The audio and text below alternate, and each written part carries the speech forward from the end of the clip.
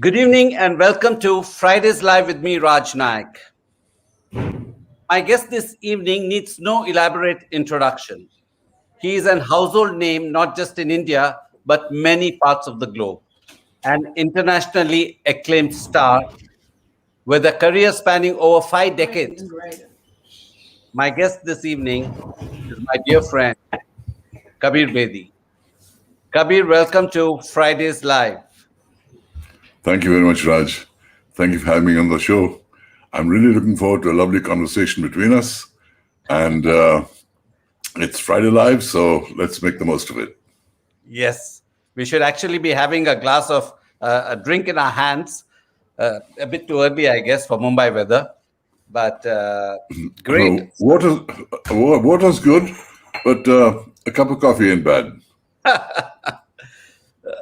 Kabir, I mean, we've been friends. We've been from the same industry. Do you remember when was the first time you met me? I do. Oh boy, you put me to the test right up front. No pressure then. Tell me, remind me. In Jodhpur, when I had come with Akbar when you were shooting for Taj Mahal. That's right. When I was playing the role of Shah Jahan in Akbar Khan's film Taj Mahal, The Eternal Love Story. Yeah. Right. I know the film. After that, we met God knows how many times, but I don't remember that particular meeting because, when you're playing a big role like that and you're under pressure, your mind kind of tends to become a bit unifocus, and then focused on what you're doing and just blanks out a lot of other things. But I should have remembered you, and I apologize for that. But no, you don't have to. You certainly left an indelible impression on me in the years that followed.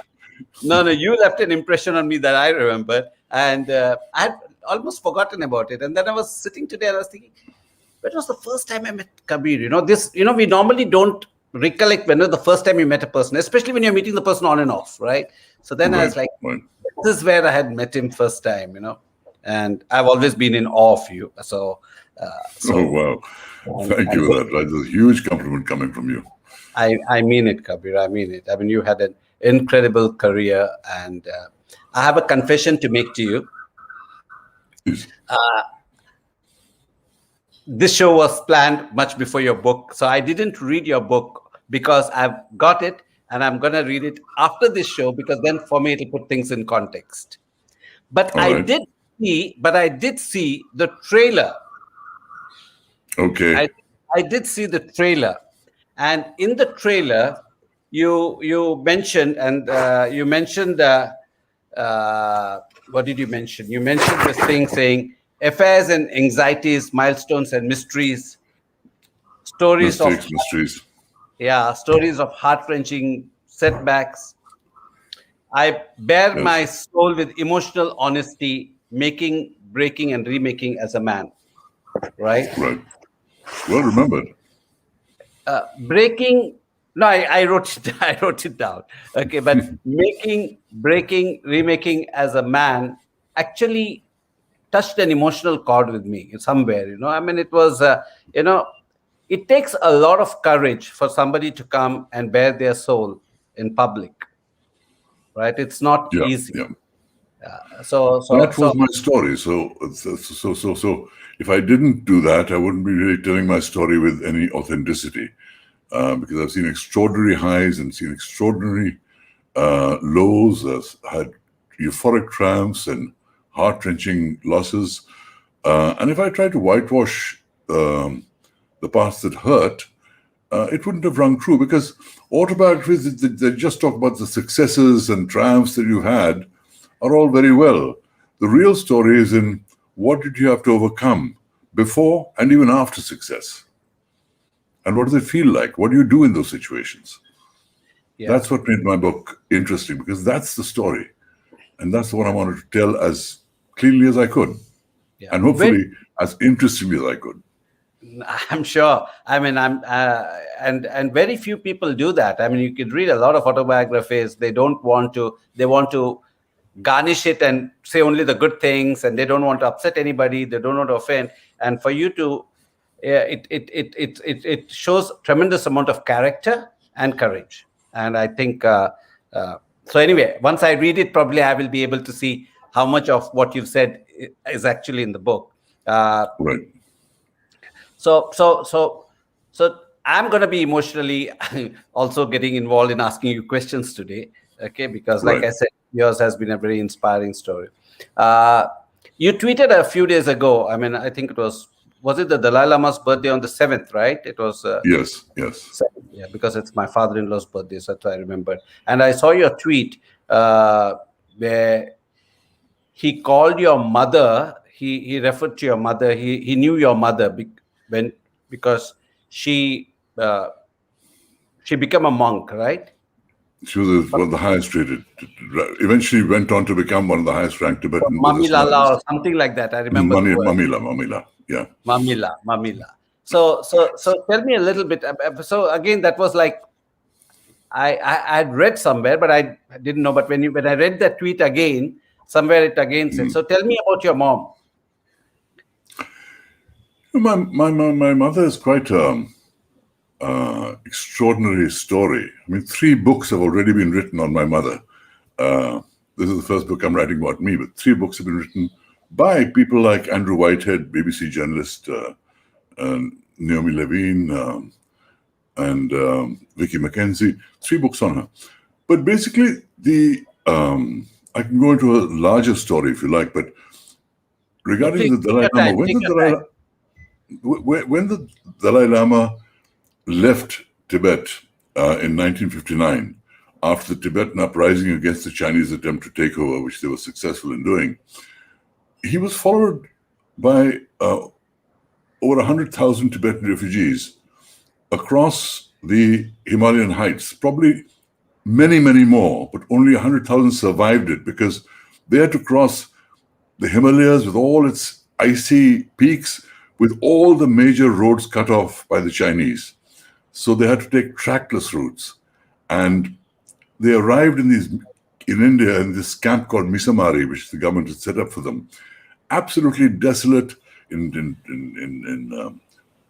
ragged clothes, health shattered, emotionally depressed, everything they had taken from them. And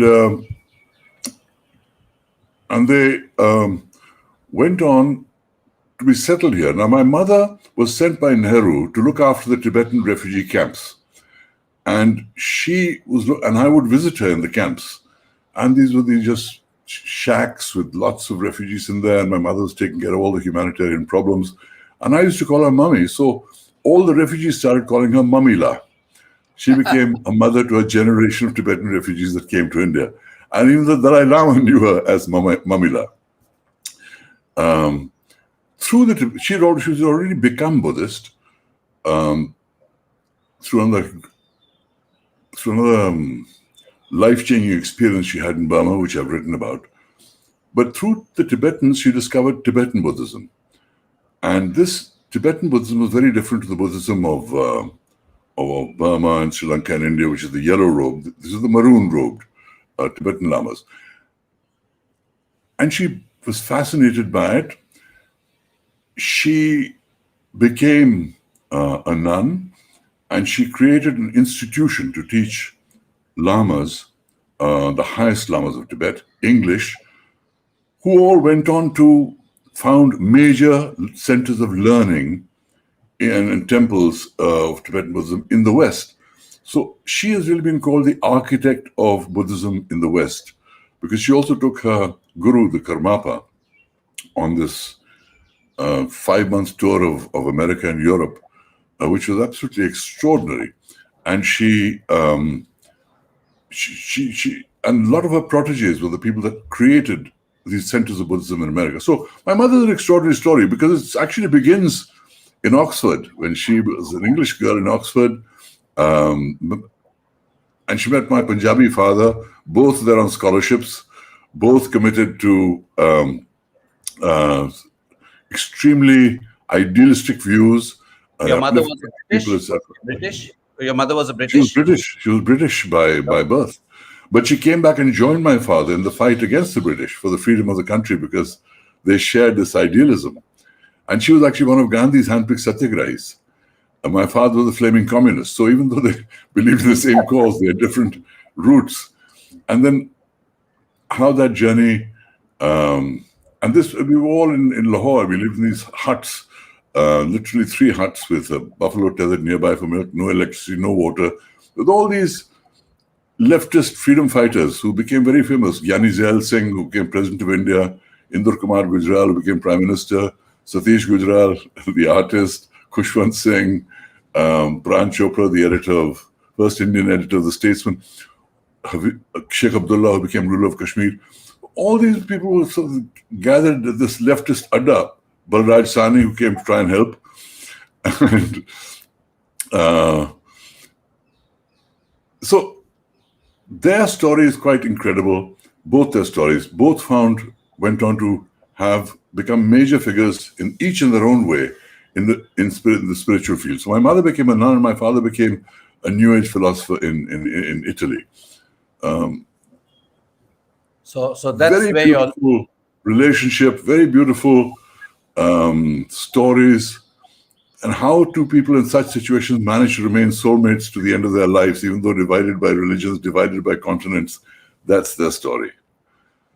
Yeah, amazing. And that's where your looks come from, right? The Punjabi. Yes, genetically, I've certainly been blessed by everything that they gave me. Yes, I have to acknowledge that completely. Yeah. And so that's your Italian connection, because your father went and lived in Italy. No. No. Not quite. He went to Italy 4 years before I even went to Italy. Okay. Because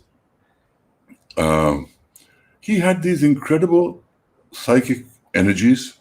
He had this incredible vision of the universe, which I won't get into out here, because it's really an extraordinary dynamic vision of every single thing having consciousness, every color, every sound affecting us, and how it can change our creativity. I've explained that in great length in my book, the whole chapter devoted to my mother and father.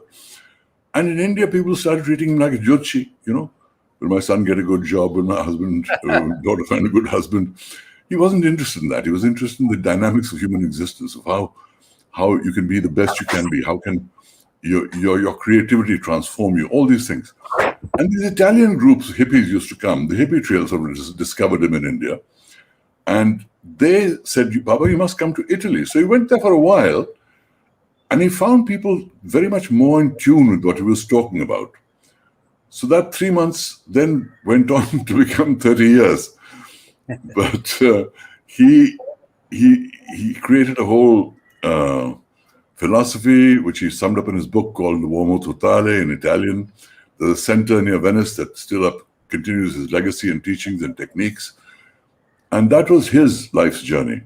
So I've been very blessed to have such parents. And my book also talks about what it is like to be the son of such parents, how they affected me, what they taught me, and how they shaped me.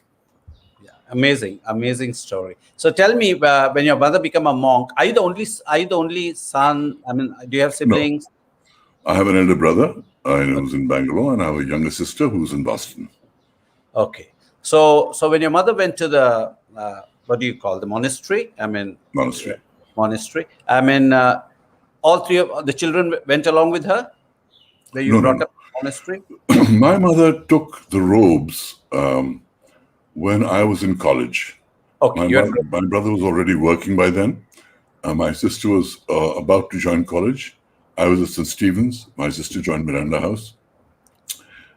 And of course, it was a huge shock to me that she took the final step of ordination, because I had been part of a Buddhist journey. I even have spent part of 3 months of my life ordained as a Buddhist monk in Burma. So I'd been very much part of her journey into Buddhism. How old were you then? I was 11 years old.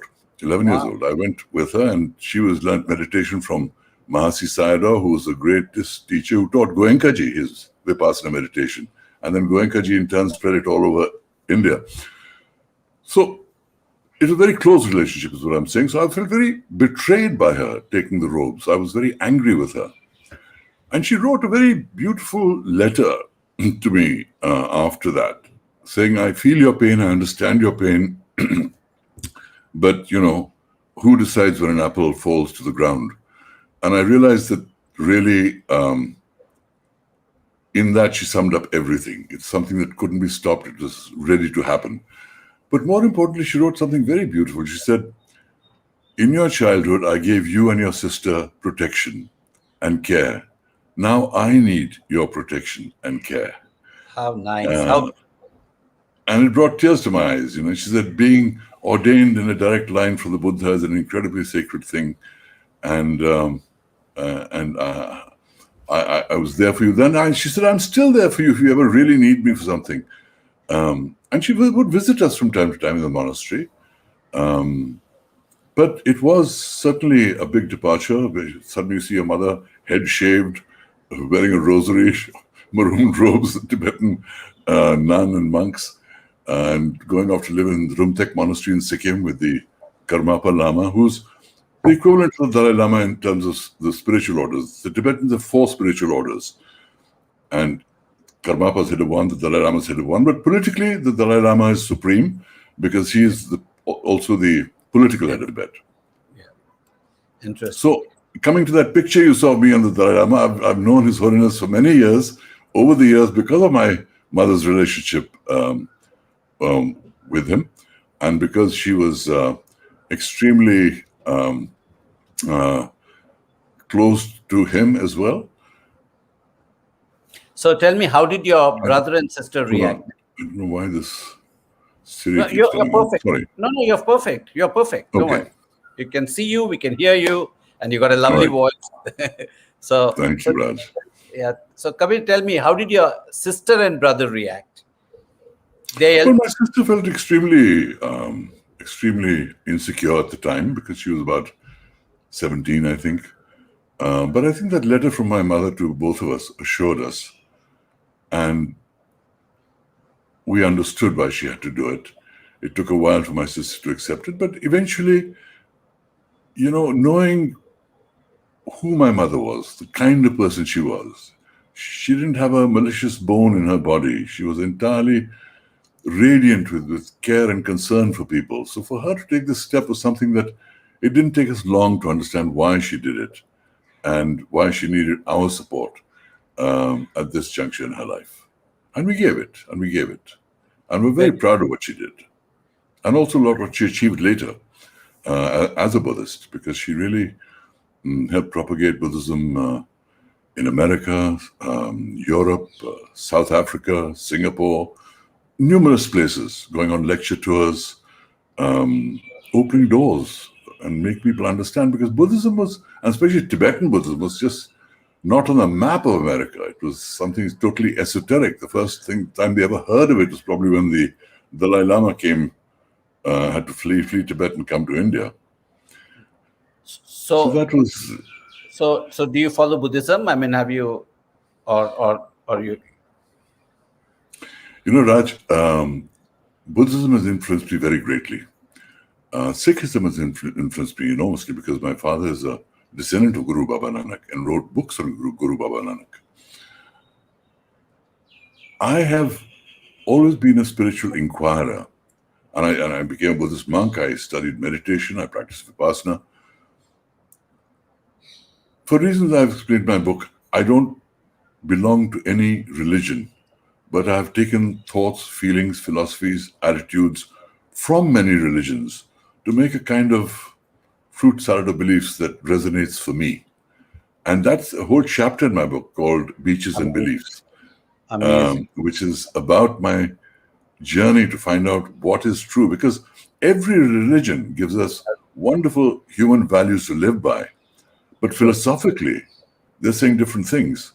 Somebody says there's one life, somebody says there's many, somebody says one God, somebody says there's many.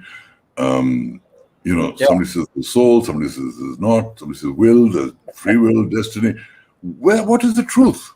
What is reality? What is real here?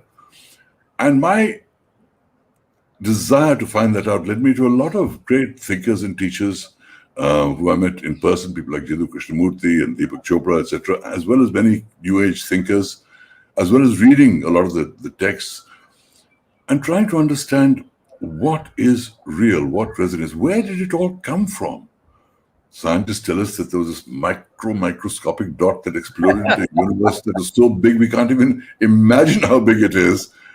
Where did that dot come from? What gave it that unbelievable energy? I mean, something can't come from nothing. So what did it come from? All that I've explored. Yeah, I come from the same school of thought. I believe that there is some supernatural power, and you can call it in any religion, any form, whatever you want. So I'm a firm. Yes. I'm like you. I don't believe in religion as much as I believe in a supernatural power. So tell me, let me go back. There has to be a consciousness that created. I believe consciousness preceded everything. And what the nature of that consciousness is also I've explored in my book, because consciousness was a very central part of my father's belief system too. And all of this I've explored in my book. I don't want to get into what my conclusions I would want to read it. I mean, I want to read it. Yes, you must read it and tell me what you share. I will have it. It's there. It's lying around. So I have to. I wanted to finish this because I didn't want to, have any preconceived notions while talking to you. I just wanted to. Right. No, it's a great idea. It's a great idea. So tell me. Let me get back to Stephens. Right, when you're studying there, what did you want to become? I mean, when you're growing up, where did you grow up? Which city did you grow up? Basically, I grew up in Delhi. My first 7 years were in Kashmir, which is another whole chapter, which I won't get into here. But Delhi is a city which was a center. From here, I studied at private school in Delhi, and then I went to Delhi Public School, then I went to Shantiniketan in between, and Tagore's University and the Indian system of education.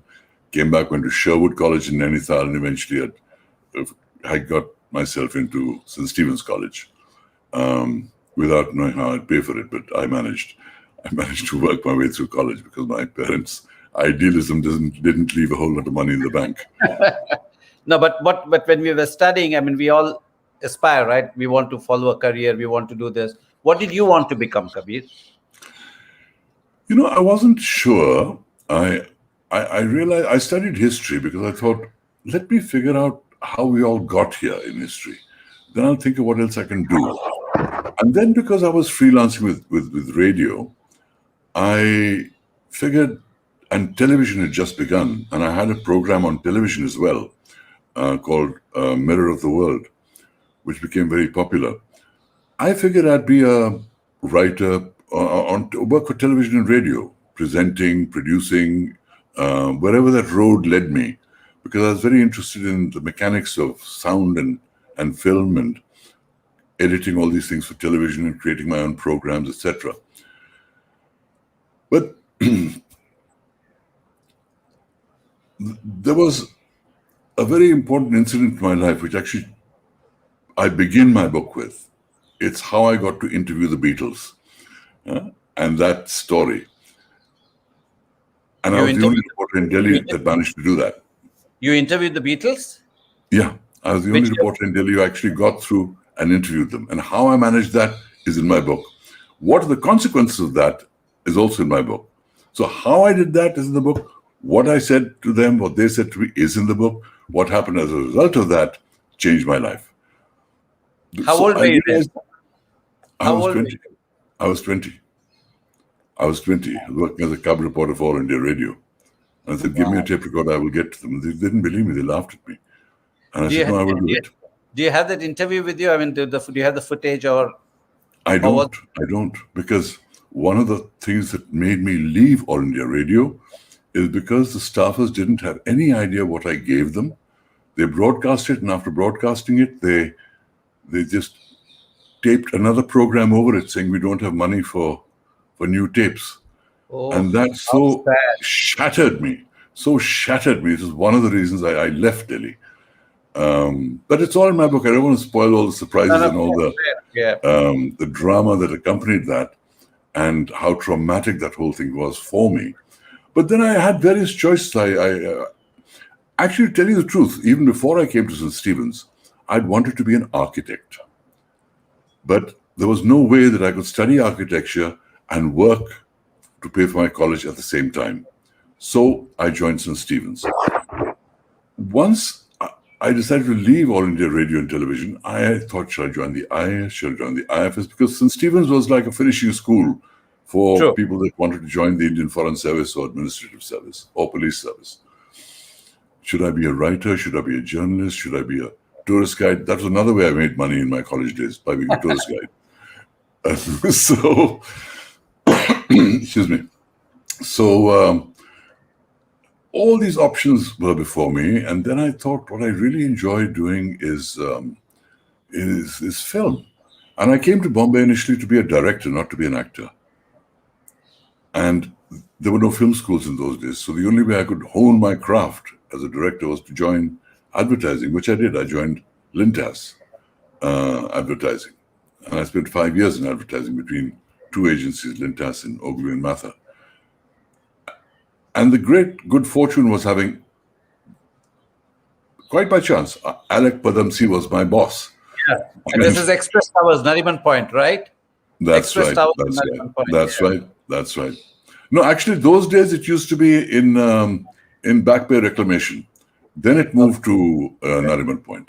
Okay. That time it was in Back Bay Reclamation in I think it was called Hindustan Lever House, if I'm not mistaken. Okay. Possible because they handle the leavers account. Yeah. Right. And it was a very exciting time. It taught me the skill of copywriting, which I will forever be grateful to them for, because I don't like people writing with excessive words that are too long or ununderstandable. I like writing for clarity with the maximum impact, as you'll see in my book. But that training I got from Lintas, and then refined it when I went as the film chief onto what is today Ogilvy and Mather.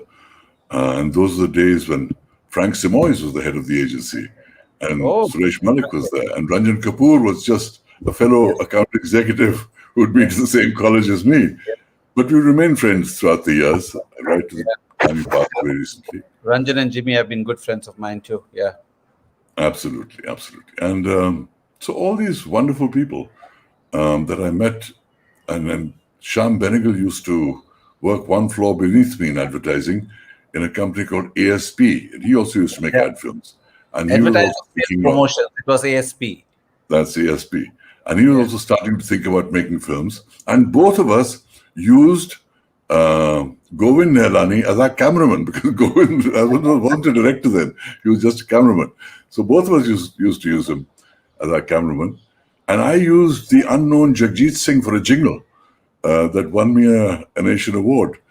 But he also remained a great friend over the years. And I knew both him and Chitra well in those days. So you dabbled in advertising for how many years? 5 years. 5 years. And then? And then I did, because Alec was my boss and he knew I was an actor, he cast me in the lead role of Tughlaq, Girish Karnad's first play. Okay. And the success of that play opened many doors to film, and that led me to Bollywood. But, when I tell you this in kind of overall terms, you don't get the maza of how it all happened and the drama with which it all happened and the strange characters and incidents that led this to happening. But it led to Bollywood, and therefore Bollywood launched me as a professional actor. Alec launched me as an actor in Bombay. Bollywood made me a professional film actor, which in turn led to my being considered by the Italians when they came into town. And all kinds of dramas followed, and I got the audition and eventually got the role that made me a big star in Europe. Yeah. So tell me, which was your first movie in Bollywood? The first movie of mine to release was called Halchal. Halchal. And Halchal. This was directed by O.P. Ralhan. And this was a movie where he came to sign me, and I said, "Sir, can you give me an idea of the story?" "You're asking me for the story?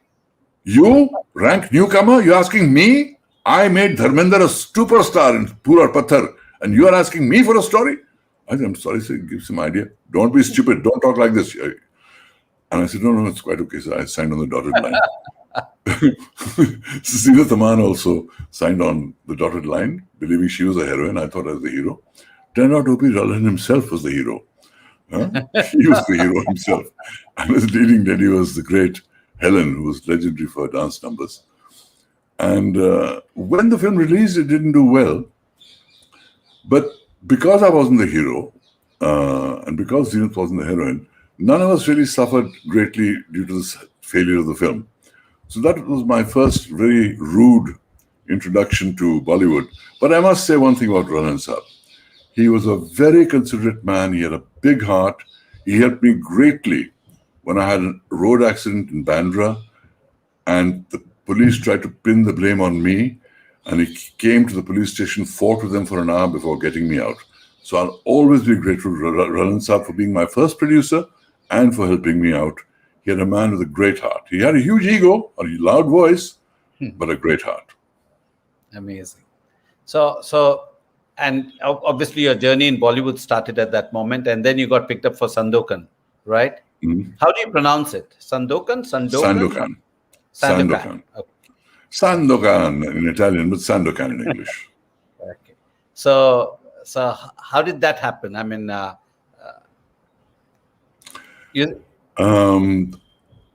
they were looking for an actor across Asia. They were sort of going off on a six-nation tour of Asia, and Mumbai was the first, Bombay in those days was the first town they came to. And because people knew me as a theatre and film actor, and they were looking for a tall, athletic, bearded, preferably bearded actor, I was mentioned to them, and I went and met him. So my beard helped me there. And my beard actually happened because after Halchal, the first hit film that I did was called Kache Dhage, which is directed by Raj Khosla with me and Vinod Khanna. And for that film, I grew up. That's right. I played Daku. Vinod Daku. We were mortal enemies on screen. And then they become friends and sacrifice in the end. But we remained good friends for life. But because my first film was a big hit and I had a beard, the producers who came to me said, "Beard shave mat kariye sahab. Ye aapke liye lucky hai." My beard became my lucky mascot. And I just kept it on. And in fact, it led to my getting, one of the reasons, I guess, is getting the role for Sandokan. Of course, I had to go to Rome. I had to do all the auditions, show that I could fence, that I could horse ride, that I could swim, go underwater, do love scenes, dramatic scenes, all the things that a complicated audition would need. And I aced those, so I got the role. But we all expected the series to be a success, but nobody had any idea as to how nobody could have imagined how huge the success would be. Sure. But did you have formal training in horse riding and swimming? I assume you knew, but this is all part of the stories in my book. From my days in Montessori classes, earliest classes in Delhi, I got to know Rajiv and Sanjay Gandhi. And we would play together in the Prime Minister's house in birthday parties and be together, etc. And I learned horse riding with them at Rashtrapati Bhavan because I was one of their pals. And they went for riding lessons and I tagged along. So I learned riding there. And then so your Italian connection started before their Italian connection. Probably.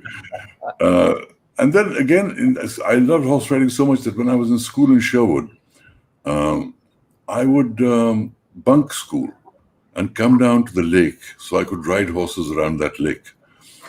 And the penalty for being caught was getting 6 of the best, which meant you were caned with a thin birch cane, wearing thin pajamas, and these lashings were administered to you 6 times, which is the worst form of punishment for running away from school or bunking school, leaving the premises of boarding school to go down to town.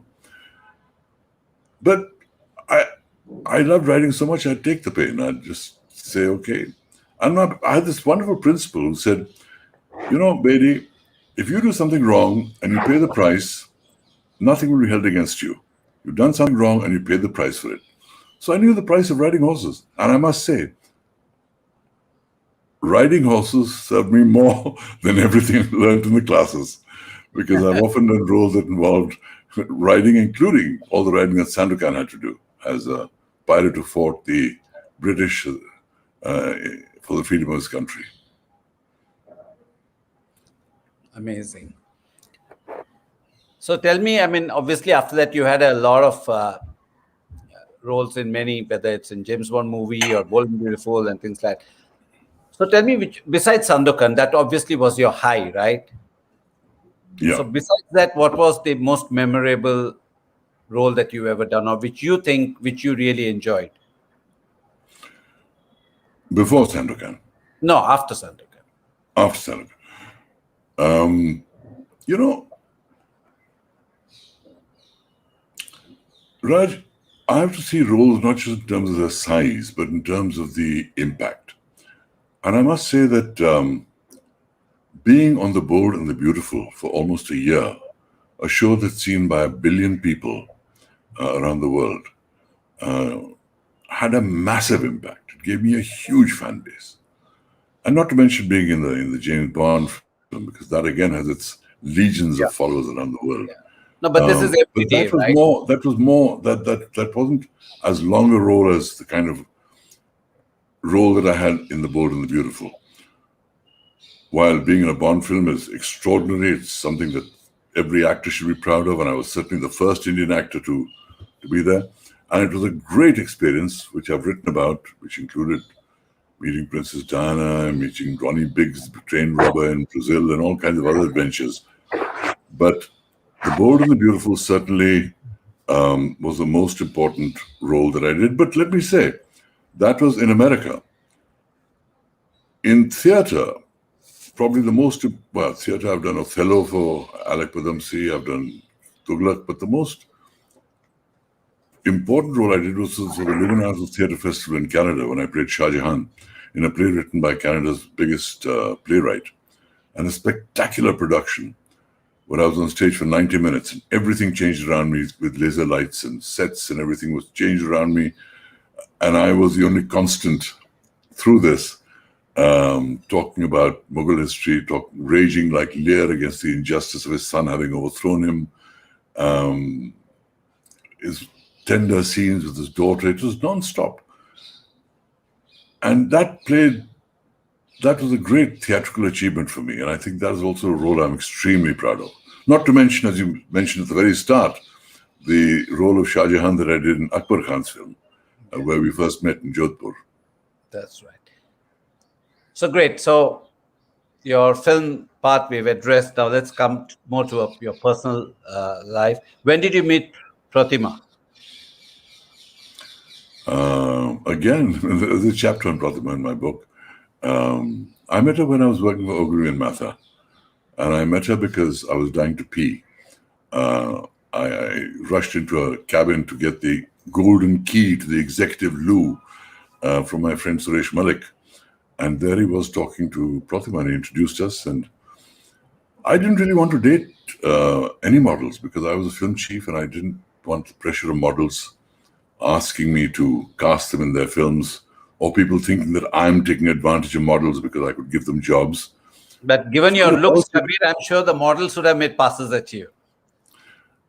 They did, I must admit. But the fact is, my policy was not to date them.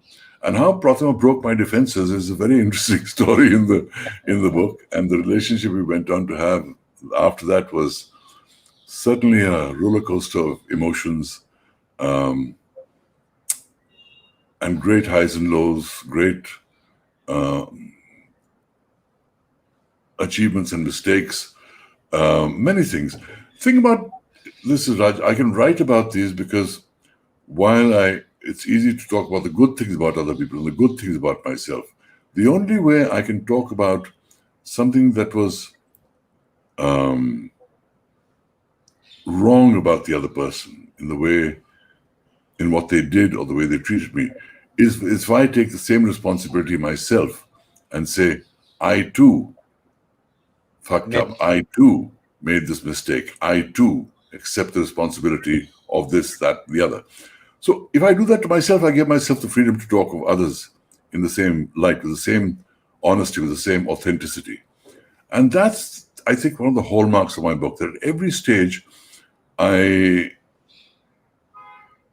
written of others, but I haven't spared myself either.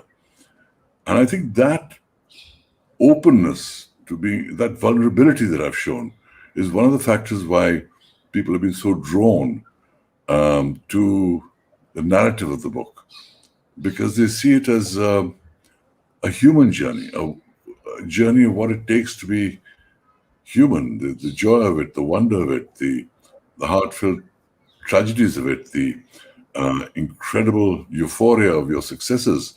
I've seen them all. I have quite a remarkable story to tell, and I believe it's touched people. Some people have said some parts of your book drove me to tears. I've taken that as a great compliment, because in some way I feel that part of my story has touched a nerve, touched a heart, because I've written the story from my heart. The reason I've called my book Stories I Must Tell, The Emotional Life of an Actor, is that because I've written it completely from my heart. It's told as an emotional story, as an emotional journey. I've just said to you what the broad contours of my career are, where I went, what happened, etc., etc. But what does it take to be there? How does one deal with that emotionally? How does one deal with the dilemmas of failure and of success? Because success has its own challenges, success has its own pitfalls. Success also puts you places where you have to make some very difficult choices. Let me give you an example. At the time of the Sandokan mania that was in Italy, when we were on every magazine cover, every radio station, every television station, etc., Parveen and I went to Italy with Parveen because then I was with Parveen. Parveen and I were invited to dinner by Gina Lollobrigida. Now, in that time, the two biggest international stars of Italy were Sophia Loren and Gina Lollobrigida. So to be invited to dinner by her was something extraordinary. So we said yes, with great joy, and the manager of Air India had conveyed the invitation, Cecil de Mello. And the plan was we go to Gina's house, she has drinks with her friends, and then we go to dinner. So Parveen and I arrive at Gina's beautiful house on this historic road called the Via Appia Antica, the Appian Way, most important historical road in ancient Rome. We come to a beautiful house, sculptures, paintings, beautiful furnishings.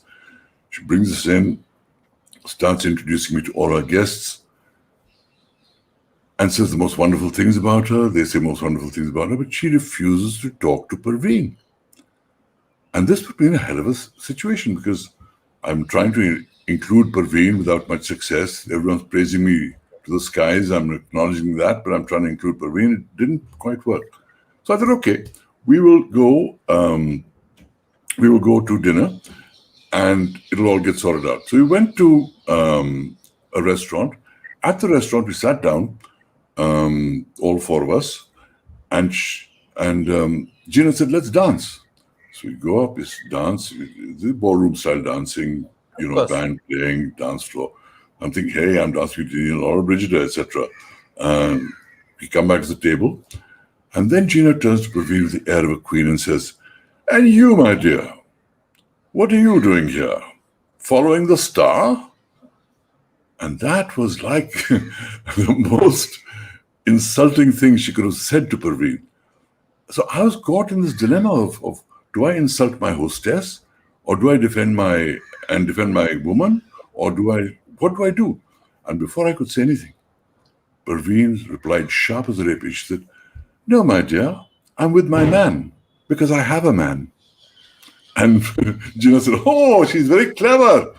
And Parveen said, "Let's dance." So we go to the dance floor. Parveen said, "I'm leaving." I said, "What do you mean leaving? Leaving the floor?" "No, I'm leaving the restaurant." I said, "You can't leave the restaurant. There's dinner by Gina." She said, "I don't care about you. I don't care about her. She's insulted me. I'm leaving." So no matter what I did, she wouldn't leave. By the time we got back to the table, Parveen was picking up her bag. And now these are the dilemmas of success. Do I stay back with my hostess, a major actress who could tell me more about the film industry, which I knew very little about? Tell me of Hollywood, perhaps, introduce me to whole networks of people, who knows? Or do I stick with my woman? And I realized, I said, I admire Gina, but she has insulted my woman, and I have to stay with my woman. And I said, Gina, I'm terribly sorry, we have to leave. I hope you understand why. No, dinner is coming. This is not right. I said, Gina, I'm terribly sorry, we have to leave. And I left with Parveen. These are the kind of decisions sometimes you have to take. So was Parveen already a star by then? Parveen was a bigger star than me in India when we came to Italy. And suddenly she found herself just, seen as an appendage to me. And this, of course, was greatly unsettling for her. And given the fact that her problems had already begun, it added a lot to the tensions between us, because there was enormous love, and yet there were these enormous tensions caused by her mental condition, which was the running theme throughout my success. So there's this extraordinary, which I've shared with great pain and joy in my book, of all the wonderful things happening, yet the tragedy that was underlying it all in the midst of all the success. And you had a very open relationship, right, with Pratima and then with Parveen. Well, let me stop you right there, Raj, because firstly, I didn't. Open in the sense, yes, we talked about it in the press. Yeah. Open, in Pratima's case, it was actually a sexually open relationship, but we didn't start like that. Now, what's interesting in my book is I take you through the journey of how a normal marriage becomes an open marriage. What is that process? And how is it like to live in that open marriage? And what happens to people? And what are the costs of that? That's something which I've shared in my book. Most people, our friends, knew that we had an open relationship.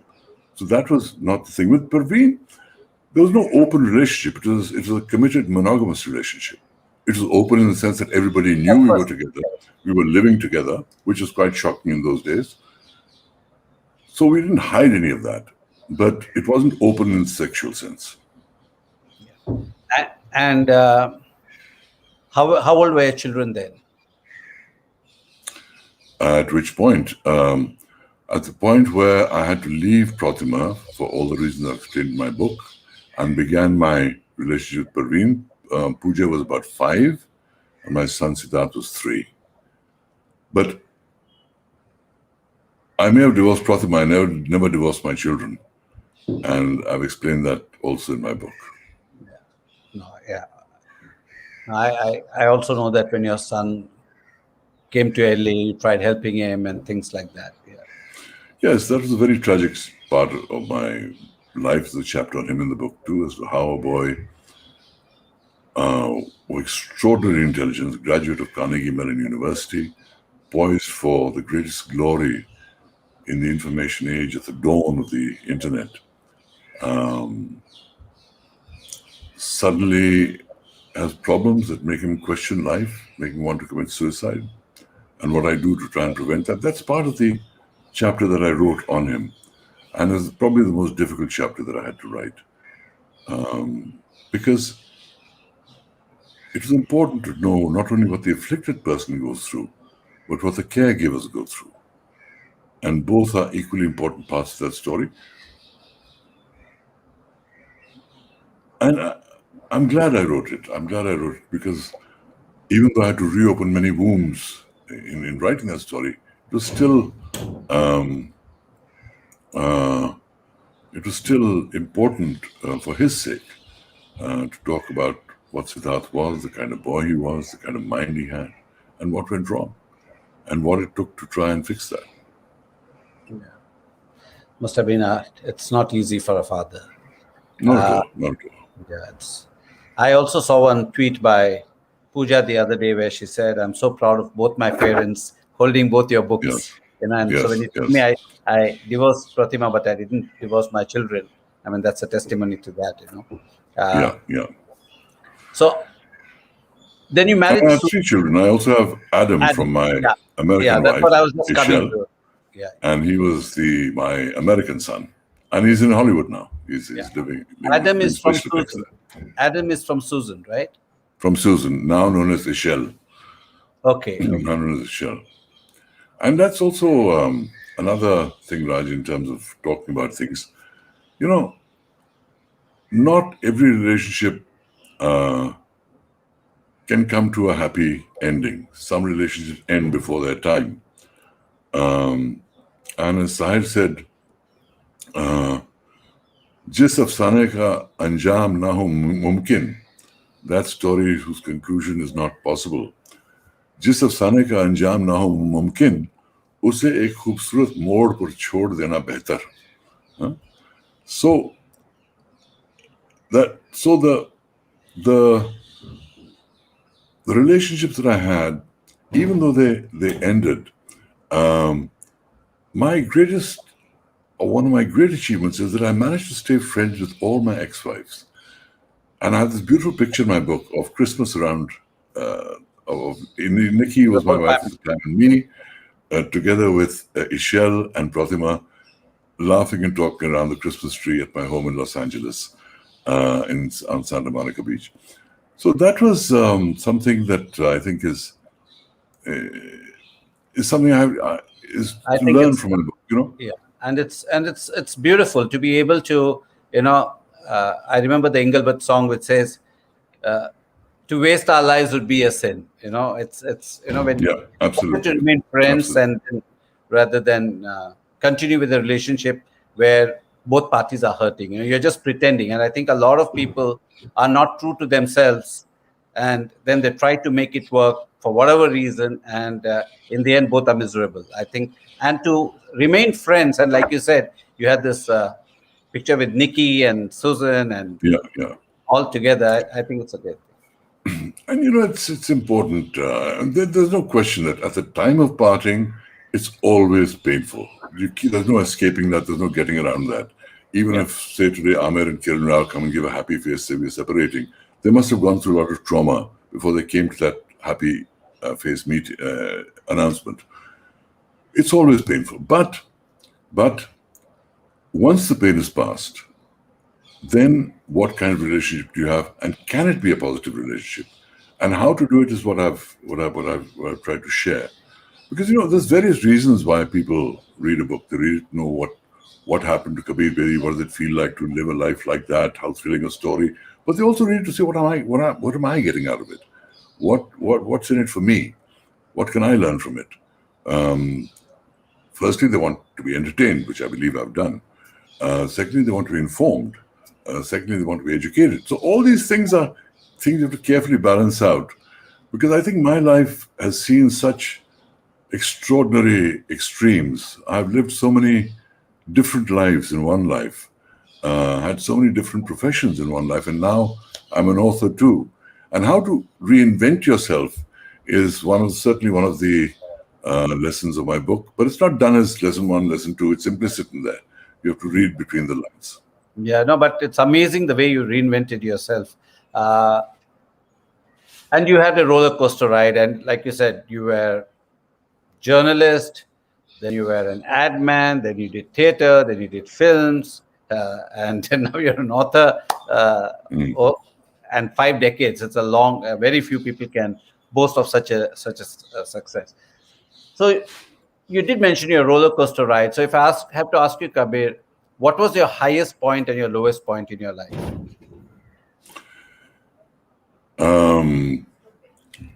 I have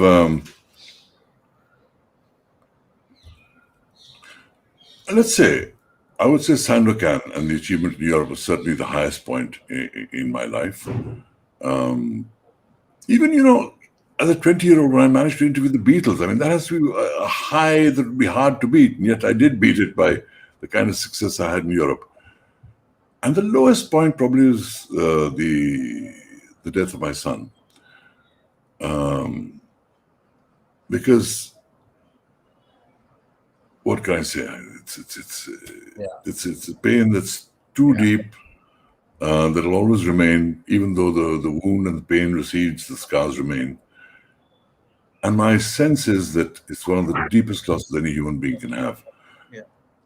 But I've also faced after all that stardom, I also faced extraordinary financial reversals because of some highly speculative investments that I made while I was in Los Angeles, trying to multiply my wealth in ways that I thought would be exponential. All blew up in my face, all part of the drama of life, which is also in my book. But then, by nature, I am a person who has taken risks. Some people can say it's a gamble to have left Delhi with 700 rupees in your pocket, not knowing how you will manage. But I did. It's a gamble to leave your safe job in advertising, join film. It's a gamble to leave what is a known territory called Bollywood, where I was doing films, and going to Europe and spying on other continents. It's an even bigger gamble to try and go to Hollywood and try and make a mark there. And so that part of me, the risk taker, sometimes went too far and took financial gambles that blew up in my face. So I've talked about that and the tragedy of that as well. And then how do you resurrect yourself from that? It's what are a person's source of inner strength to rise above that kind of adversity and come back on 3 continents. That's part of the story. That's part of my life. And that is, I think, part of the message of my life, because I have been, above all, a survivor. And as I have always said, anyone who's been in this business for 25 years deserves an Oscar for survival. You definitely deserve an Oscar for everything that you've gone through in life. That's for sure. Right. Thank you, Raj. It was wonderful talking to you, Kabir. I just have one question to you before we leave. Please. I noticed Pratima, Parveen, a lot of P's in your life. Daughter's name is also Pooja. So the Parveen in your life now, how has she reacted to the book? The Parveen in my life now has been the biggest inspiration to me. I presented it to her, the first draft to her on her birthday on September the 18th, and she said it was the best present I could have given her. She was my severest critic, in certain ways my greatest inspirer, my greatest protector, because I needed time to be protected. And I couldn't have finished the book without her in the time that I did. So I owe her an enormous debt of gratitude. And then, of course, you're always free to ask her, but she was a great force for getting this book done the way it did.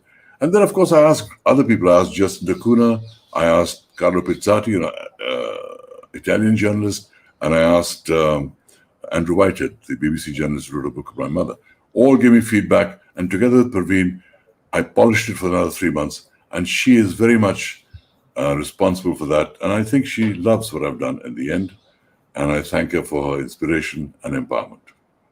I'm definitely going to ask her next time I meet her Please do. chat with her. And thank you so much, Kabir. And I'm looking forward to, when this is over, to have a meal with Parveen and you. And look forward to it, Raj. Look forward to it. And thank you for having me on this wonderful show. And it was wonderful, wonderful talking to you. And I'm going to read your book now. Now that I've got some bits of it, I'll put it in context. And to all our viewers who are watching right now, it's an amazing book. From what I've read and heard, I've not watched it, but from what you heard now from Kabir, if you're not inspired to read the book, okay, so it's available on Amazon, right? Yes, Amazon and Flipkart and bookstores near you. You just have to want to read it and then actually buy it. Because book buyers are a strange group. They buy the books they love. But let me tell you something. After listening to you now, assuming I didn't know anything about the book and you were not my friend, right? First thing I'm going to do is the weekend is going to be only reading stories I must tell. Thank you, Raj. Thank you so much. Yeah, thank you. I hope many people follow your wonderful lead, because that's what we work so hard for. Thank you, Kabir. It's a thrilling story. So I hope. Yeah, your story is very inspiring, and I'm definitely looking forward to reading it. And maybe we'll discuss it once when all this is over. Please do, Raj. It'll be. I assure you, it'll be an emotional experience. Thank you, Kabir, and have a wonderful week. Lots of love to Parveen and you. Thank you. I'll tell her. Okay. All the best. Thank you.